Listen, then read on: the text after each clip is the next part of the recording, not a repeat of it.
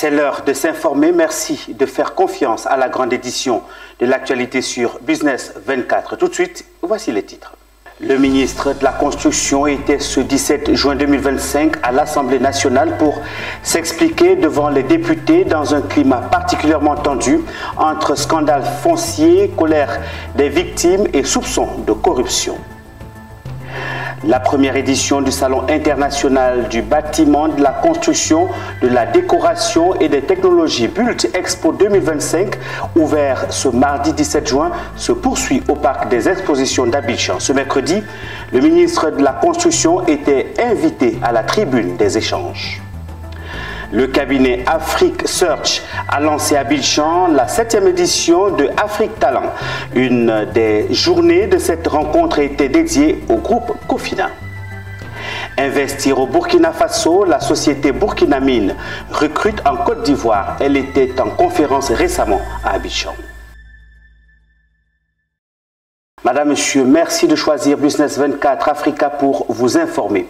Débutons cette session par cette actualité sur le passage devant les députés du ministre Bruno Nabagné-Koné. Crise foncière, lenteur administrative et suspicion de fraude. Le ministre de la Construction, du Logement et de l'Urbanisme, Bruno Nabagné-Koné, était ce mardi 17 juin 2025 devant les députés. Une séance de questions orales avec débat à la demande du député Seyi Gaspard du PPACI, parti politique de l'ex-président Laurent Gbagbo. 3 heures d'échange tendus où le cas Bessikwa a cristallisé les interrogations. Les détails avec Koné Nanongo. À l'Assemblée nationale, l'hémicycle prend des allures de forum citoyen. Face aux députés ce mardi 17 juin 2025, le ministre de la Construction, du Logement et de l'Urbanisme, Bruno Koné, défend la politique foncière de son département. En toile de fond, le désormais célèbre litige foncier de Bessikwa, impliquant un certain Kobe Bakari et Dame Traoré. Une affaire qui résume à elle seule la situation foncière en Côte d'Ivoire. D'où cette séance voulue par le député du Parti des peuples d'Afrique, PPACI, Seyi Gaspard. La lenteur, voire le mutisme du gouvernement face à ces dérives préoccupantes qui touchent toutes les couches sociales et suscitent une peur grandissante est source d'inquiétude. Cela est d'autant plus incompréhensible que la fausseté de la procuration spéciale utilisée par le promoteur a été judiciairement établie à l'issue d'un compulsoire ordonné par la présidente du tribunal de première instance du plateau. Pourtant, l'auteur de ces agissements continue d'évacuer tranquillement à ses occupations. En réponse, Bruno Koné reconnaît l'ampleur du problème qui serait des milliers de cas similaires en Côte d'Ivoire. Le ministre a indiqué que l'affaire de Bessikwa fait l'objet d'enquêtes judiciaires et donc exempt de tout commentaire de sa part. Bruno Koné en a profité pour présenter les réformes entreprises par son département afin d'en finir avec ces crises à répétition dans le foncier. Entre autres réformes, le traitement massif et l'attestation de droit d'usage coutumier ADU, l'archivage numérique des documents, la création d'un système intégré de gestion du foncier urbain, SIGFU, la réforme du permis de construire et la réforme domaniale pour plus de célérité dans le traitement des dossiers. Tarder sur le fait que oui, il y a quelqu'un qui avait demandé avant qui n'a pas eu. Mais le fond du problème, et c'est pour ça que je parle de la Lune, le fond du problème, c'est les 2 attestations authentiques délivrées à M. Komé et à Mme Traoré. C'est cela le fond du problème. C'est cela le fond du problème. M. Komé ne serait pas arrivé au ministère avec une attestation authentique et un dossier complet, mais il n'aurait jamais vu son dossier traité. Et Mme Traoré qui est arrivée après, j'allais dire en toute logique, selon nos procédures, son dossier a été mis de côté. Le ministre Bruno Koné a aussi évoqué des mesures fortes dans les zones litigieuses. Entre autres, la suspension de la délivrance des ACD dans les zones litigieuses, les audits, la justice saisie. Il reconnaît aussi la fragilité de l'État face à une urbanisation galopante. Dans la ville, dans le pays, il y a plusieurs milliers de personnes qui détiennent aujourd'hui une attestation villageoise qui n'a aucune valeur. Tout simplement parce qu'ils sont 3, 4 sur une parcelle qui a déjà été formellement attribuée à quelqu'un d'autre. Voilà c'est le fond du problème. Et j'allais dire, c'est le fond même de la réforme de l'ADU. En attendant, la question foncière reste une poudrière sociale et politique en Côte d'Ivoire. On se rend au parc des expositions d'Abidjan où se tient depuis ce 17 juin le Bult Expo 2025. Après l'ouverture de ce salon dédié à la construction et l'environnement, le ministre Bruno Nabanye-Koné a été invité à la tribune des échanges. Le patron du département ministériel en charge de la construction et du logement est venu faire avec les invités, les entreprises, exposants et visiteurs, l'état des lieux, partager la vision en cours, mais aussi les perspectives pour un habitat moderne et durable en Côte d'Ivoire. Le reportage est signé Mon Désir Nascimento. Au parc des expositions d'Abidjan, l'heure est à l'innovation et à la réflexion sur le cadre bâti. Depuis le 17 juin, s'y tient le salon Bult Expo 2025, un salon international dédié au secteur de la construction. Il a rassemblé 200 exposants venus de 15 pays sous le parrainage de Bruno Nabanye-Koné, ministre ivoirien de la construction et du logement. Programme d'urgence de 25 000 logements, location-vente de maisons, location simple, tous les projets innovés et remis en route par l'État de Côte d'Ivoire ont été exposés à l'occasion de la première édition de ce salon organisé par ATLM, une structure turque qui a désormais posé ses valises en Côte d'Ivoire. Au cours de sa communication au Bult Expo 2025, le ministre a formulé le vœu de voir ses exposants s'installer en Côte d'Ivoire pour créer plus de richesses et d'emplois. Merci à ATLM Expo d'avoir choisi la Côte d'Ivoire pour accueillir ce premier salon, parce que c'est le premier dans notre pays, qui a en réalité un grand nombre d'enjeux. J'en vois en particulier deux. Il y a l'aspect transversal et impact économique qui est extrêmement important parce qu'il s'agit pour notre pays de réaliser ou de créer la valeur ajoutée sur son sol plutôt que d'acheter des produits déjà importés. Et c'est pour cela que l'appel que nous allons lancer dès l'entame de mon propos, c'est déjà à tous ceux qui aujourd'hui exportent vers la Côte d'Ivoire de commencer à travailler à leur établissement ici, sur le sol ivoirien, pour créer de la valeur, créer de la richesse, créer des emplois et produire localement. Ibrahim Demir, directeur pays ATLM Expo, a précisé l'objectif de ce salon, celui de mettre sous les projecteurs les avancées dans les domaines du bâtiment, de la construction, de la décoration et des technologies associées. Quel est notre objectif? C'est ça, je peux dire, pour Bult Expo. Comme Bult Expo, comme pour se réunir tous les investisseurs et puis les entreprises qui sont dans la construction et se réunir ici en Côte d'Ivoire parce que vous voyez aujourd'hui nous avons plus de 200 exposants qui sont venus dans 15 pays dans le monde. Ils sont venus ici, ils sont en train de rencontrer avec les investisseurs et puis les entreprises qui sont là et puis les entreprises qui ont besoin de construire, qui sont dans la construction. C'était ça notre objectif. ATLM Expo se consacre à la création d'opportunités commerciales significatives et à la mise en relation des exportateurs avec les marchés émergents du monde entier. En créant de précieuses plateformes de collaboration, ATLM Expo continue de jouer un rôle crucial dans l'avancement des industries et le soutien de la croissance des économies locales. Après quelques années d'interruption dues à la Covid-19, Afrique Talent est de retour en Côte d'Ivoire pour la 7e édition. Organisé par le cabinet Afrique Search, Afrique Talent est un espace de rencontre, d'échange et de recrutement des cadres pour les entreprises africaines. Le groupe Cofina, dans le but de renforcer ses équipes africaines, a pris part à Afrique Talent 2025. Voyons ensemble comment s'est déroulée la journée de Cofina à travers ce reportage que signe Philippe Zabo. C'est un marché pas comme les autres, dédié au coaching, à la détection, à l'orientation et au développement des ressources humaines pour les entreprises africaines. Après quelques années d'interruption, Afrique Talent pose à nouveau ses valises sur les bords de la lagune ébriée. Il y a eu plusieurs éditions et donc chaque année le salon se déroule dans un pays.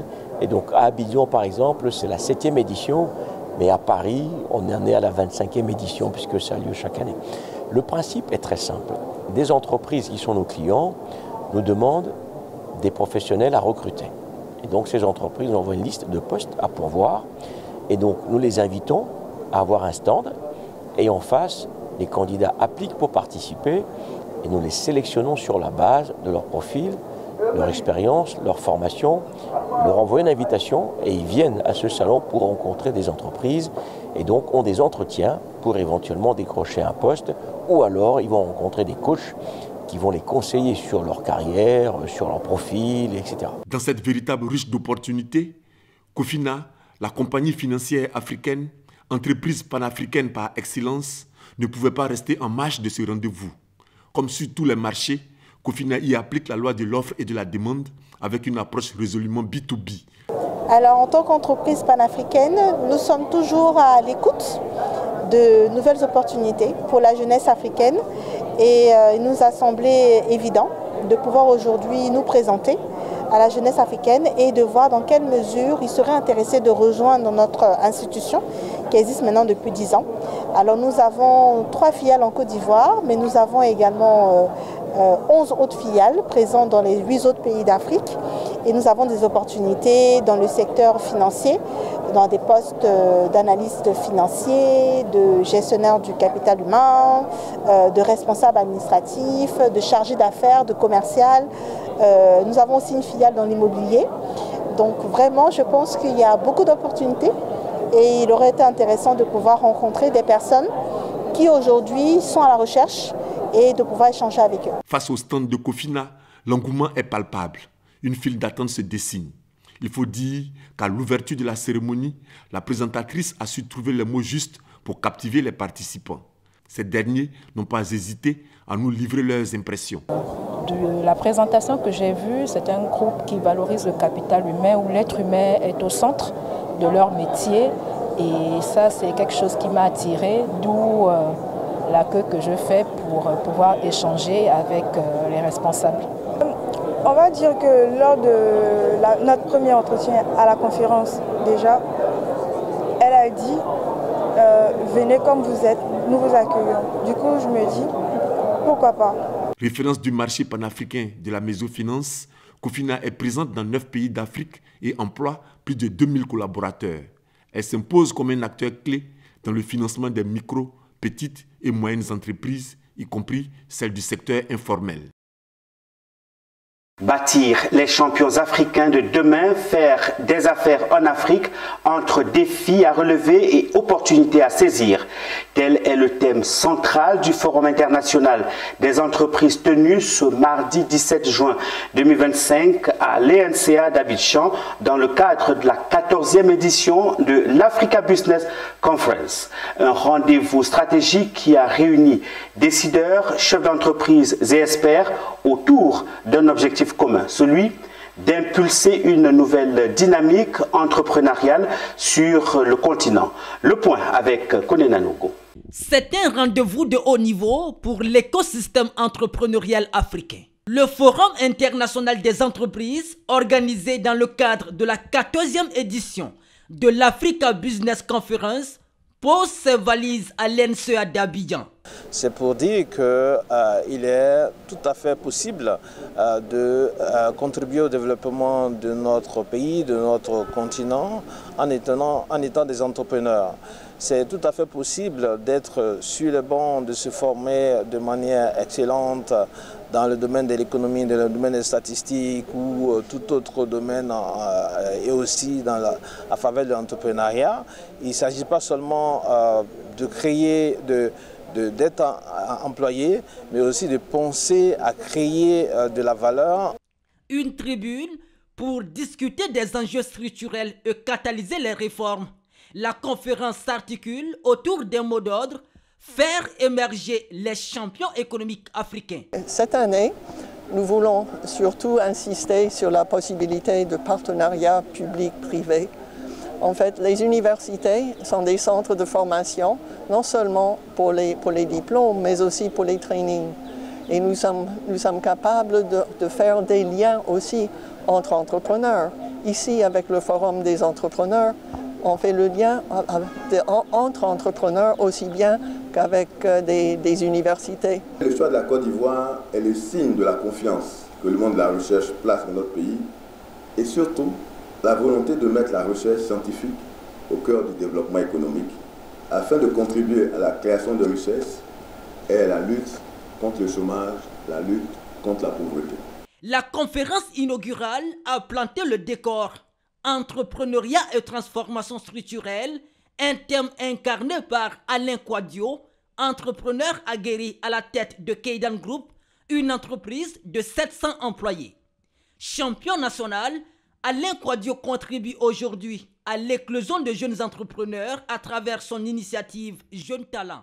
À l'école des talents, nous avons réalisé que dans le secteur du bâtiment, nous avions beaucoup d'ouvriers qualifiés qui ont arrêté leurs études très tôt et qui ont appris leur métier sur le tas. Donc ces jeunes-là, nous les recrutons, nous les formons, nous leur délivrons un diplôme qui est co-signé par le ministère de l'enseignement professionnel et l'enseignement technique et nous-mêmes. Et ces jeunes-là, nous les intégrons dans nos sociétés et puis au bout de quelques années, ces jeunes-là peuvent aller créer leur propre entreprise. Face aux mutations économiques mondiales, les acteurs du continent misent sur la synergie entre public, privé et académique pour transformer les défis africains en opportunités. Le Burkina Faso connaît un boom minier depuis près d'une dizaine d'années. Jadis réservé aux multinationales, le secteur enregistre de plus en plus d'exploitants locaux. C'est le cas de la société coopérative Burkina Mine, créée en 2022 avec un capital social de 100 millions de francs CFA et qui envisage les 3 tonnes d'or d'ici 2030. Le week-end dernier, à Abidjan, l'entreprise a initié une conférence débat. Objectif, présenter l'entreprise, les opportunités qu'elle offre dans le secteur minier afin d'attirer des investisseurs. Suivons le compte-rendu que signe Issa Badini. Nos sous-sols n'ont pas encore parlé. Il faut qu'ils parlent pour qu'on atteigne la révolution minière. C'est le docteur Saga, au cadre de cette entreprise minière burkinabé et conférencier à cette occasion.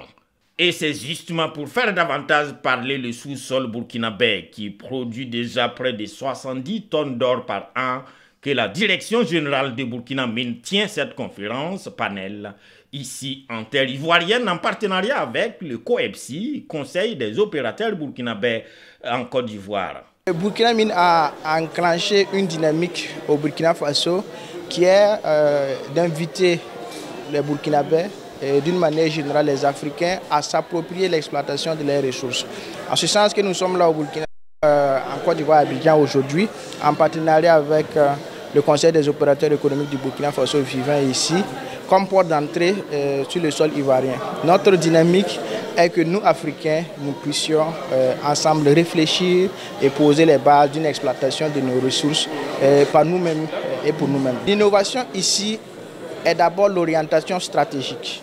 Il est important pour nos États d'avoir une orientation stratégique et claire par rapport à l'exploitation de nos ressources. Une prise de conscience d'abord, ça c'est une innovation, une prise de conscience qu'il est possible pour nous-mêmes d'exploiter nos ressources. Intéresser le secteur minier burkinabé à la diaspora, mais visiblement à cette occasion, il n'y a pas que la communauté burkinabé qui est séduite par le projet et la démarche. C'est une opportunité parce que pour investir dans les mines, ça demande de gros moyens. Et quand je vois que le ticket d'entrée est à 500 000, même de plusieurs petits porteurs peuvent se mettre ensemble, ne serait-ce que de façon symbolique, acheter ce ticket d'entrée-là. Dans les mines, je vous assure, on parle de milliards et de dizaines de milliards. Pour moi, c'était une opportunité de pouvoir transcrire et retransmettre cette formation à la jeunesse pour qu'elle puisse véritablement être actionnaire de cette entreprise qui est pour nous une entreprise qui a de l'avenir. Vous voyez, c'est l'horizon 2030 qui a été indiqué. On espère pour nous qu'il y ait des jeunes Ivoiriens qui soient actionnaires pour que dans les 5 ans à venir, on puisse avoir des jeunes qui puissent s'intéresser. Société coopérative burkinabé avec un capital social de 100 millions de francs CFA, Burkina Mine a été créée en 2022. Elle incarne la démarche voulue par les plus hautes autorités du pays qui consiste en la valorisation du contenu local. Dans un contexte où la tonne d'or avoisine les 7 milliards de francs CFA, le Burkina Faso mise sur les métals jaunes pour booster son économie. À titre d'exemple, les revenus générés par le secteur minier en 2024 s'élèvent à 100 milliards de francs CFA, soit un tiers du budget du pays. Renforcer les missions d'audit et d'inspection pour une meilleure gouvernance publique, c'est le défi que s'est fixé le Forum des inspections générales d'État d'Afrique, en abrégé FIGE. Le 12e colloque de l'organisation s'est ouvert à Abidjan en présence du Premier ministre Robert Begré-Mambé, représentant le vice-président Tiemoko Meïle Kone. 2 jours d'échange pour faire du contrôle un levier de performance. Générosa Kouadio. Le 12e colloque international des inspections générales d'État d'Afrique s'est ouvert ce mardi 17 juin à l'Hôtel Ivoire d'Abidjan. Une rencontre pour renforcer la transparence dans la gestion publique. Le Premier ministre Robert Begré-Mambé, représentant le vice-président de la République de Côte d'Ivoire, Kone Meïle, a lancé les travaux en présence d'une vingtaine de délégations africaines. Un colloque axé sur la coopération et l'harmonisation des méthodes d'audit. Le FIGE est aussi devenu depuis mai 2025 membre observateur du réseau opérationnel mondial des autorités chargées de l'application des lois anticorruption, Globe Network des Nations Unies, qui regroupe plus de 226 institutions membres originaires de 123 pays, dans le but de renforcer les capacités techniques et opérationnelles des inspecteurs, contrôleurs et auditeurs issus des institutions membres. Le FIGE est un institut de formation spécialisé dénommé IFIGE. Cet institut constitue un levier stratégique pour le développement des compétences nécessaires à l'exercice efficace des métiers du contrôle.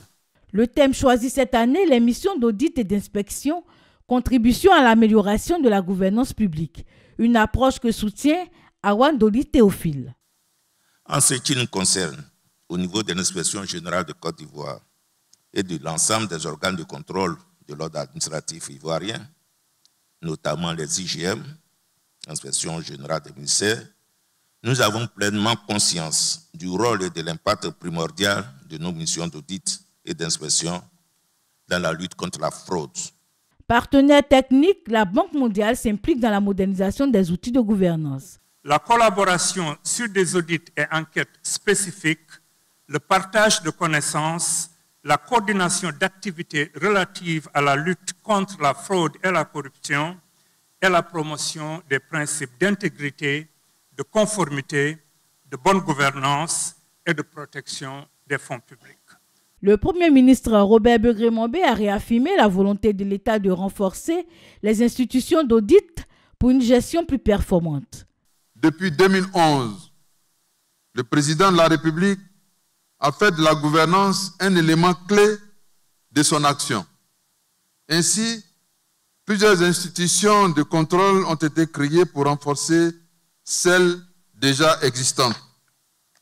Ces institutions sont entre autres la Cour des comptes, la Haute Autorité pour la bonne gouvernance, l'Académie de bonne gouvernance et de leadership anticorruption, l'Inspection générale d'État, les cadres permanents de suivi de la mise en œuvre des recommandations issues des missions d'inspection et d'audit, l'Autorité nationale de régulation des marchés publics, le pôle pénal économique et financier, l'Agence de recouvrement des avoirs criminels.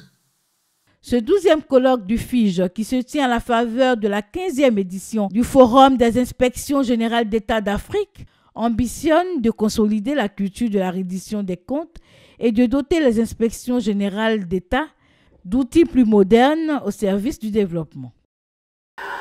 Après un premier paiement de 35 millions de dollars en juin 2024, la Côte d'Ivoire vient de recevoir un second paiement carbone de 15 millions de dollars. Ce second paiement, tout comme le premier, s'inscrit dans le cadre de la mise en œuvre du projet de paiement des réductions d'émissions autour du parc national du Taï. L'information est donnée par le ministre de l'Environnement, du Développement durable et de la Transition écologique lors d'une conférence de presse. Autre précision avec Issa Badini. 35 millions de dollars il y a un an et 15 millions aujourd'hui. Une addition faite donne un total de 50 millions de dollars, soit un peu plus de 28 milliards de francs CFA. En contrepartie, le pays a dû séquestrer plus de 10 millions de tonnes de CO2 et c'est dans le cadre du projet de paiement des résolutions d'émissions autour du parc national de Taï. Une prouesse que le ministre Assaoulé Jacques se félicite à cette conférence de presse. Grâce à l'aboutissement de ce contrat, la Côte d'Ivoire devient le premier pays africain et le deuxième au monde, après le Vietnam, à exécuter un accord fonds carbone de partenariat pour la Banque mondiale. Je suis tenté de dire que la Côte d'Ivoire est première en tout. Donc nous sommes maintenant champions du monde en carbone.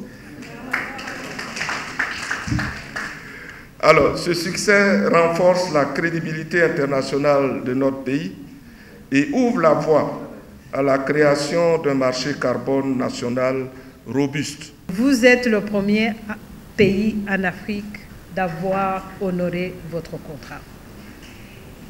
Vous êtes également le premier pays en Afrique, enfin dans le monde je pense, Dominique, qui ait décidé de faire le paiement par mobile money. Vous êtes le premier pays dans le monde.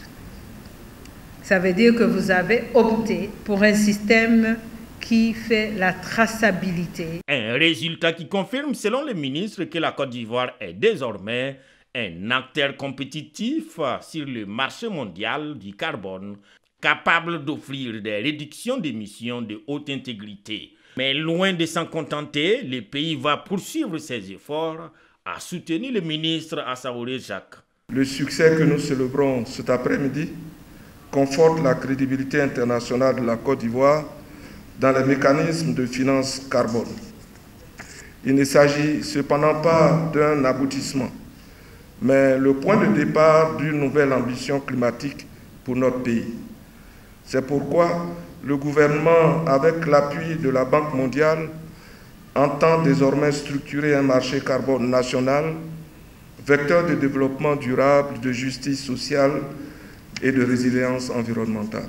Les résultats obtenus sont du fait des actions de reboisement, d'agroforesterie et de conservation des forêts. Les 15 millions de dollars, tout comme les 30 millions d'il y a un an, seront distribués à l'ensemble des 30 000 bénéficiaires directs à travers des transferts mobile money et des virements bancaires. Poursuivons avec cette remise de certificats. L'agence Ziben Security a procédé à la remise de diplômes à la première promotion de ses apprenants en protection rapprochée récemment à Abidjan. Spécialisée dans la sécurité rapprochée, l'agence propose des innovations technologiques pour assurer la protection des personnes des événements publics et privés. Sandrine Kwame revient sur cet événement dans ce reportage. Une garde rapprochée dotée d'une innovation technologique. C'est la formation que met en place l'agence Ziben Security. En effet, l'agence Ziben Security procède ce jour à la remise de diplômes à ses 8 récipiendaires de la première promotion des personnes qu'elle a formées en protection rapprochée. Nous combinons la sécurité et la technologie. Et nous apportons aujourd'hui à toutes ces personnes qui décident de se faire former une certaine particularité, c'est-à-dire du professionnalisme. Nous venons aujourd'hui avec notre application pour essayer de se démarquer du secteur d'activité qui est la sécurité privée. Une sécurité privée qui comporte une innovation, celle d'une application dotée d'un système intelligent. Donc nous avons développé aujourd'hui une application qui, à sa base, a un système intelligent afin de pouvoir attribuer, reconnaître grâce à un numéro matricule, tous les agents qui sont affiliés à Ziben Security. Nous certifions grâce à notre application et nous permettons à tous ceux qui sont aujourd'hui au sein de Ziben Security et de partout ailleurs d'être retracés grâce à notre application. Cette formation est vivement saluée par les récipiendaires. Comme je l'ai dit, après la formation, une fois que vous êtes certifié, vous êtes intégré dans l'application. Quand vous êtes intégré dans l'application, il y a beaucoup de personnes qui téléchargent l'application, telles que les VIP, les entreprises, les particuliers. Et donc directement, le VIP n'a pas besoin d'un intermédiaire, il peut automatiquement recruter l'agent et aller en mission avec lui, bien sûr avec notre certification. J'ai choisi Ziben Security parce que Ziben veut apporter du nouveau, de la lumière dans le domaine de la protection, dans la sécurité même d'abord pour dire, dans le domaine de la protection rapprochée. Ziben Security a beaucoup à donner. Voilà, déjà de l'emploi, de la sécurité et aussi de la lumière dans le domaine de la sécurité. Ouvert aux hommes et aux femmes, la formation en sécurité rapprochée à l'agence Ziben Security se passe dans un délai de 3 à 6 mois. C'est avec cette information que nous refermons cette édition, non sans vous remercier de l'avoir suivi. Je vous retrouve un peu plus tard dans notre prochaine édition pour une nouvelle session de l'actualité sur la chaîne panafricaine Business 24. Au revoir.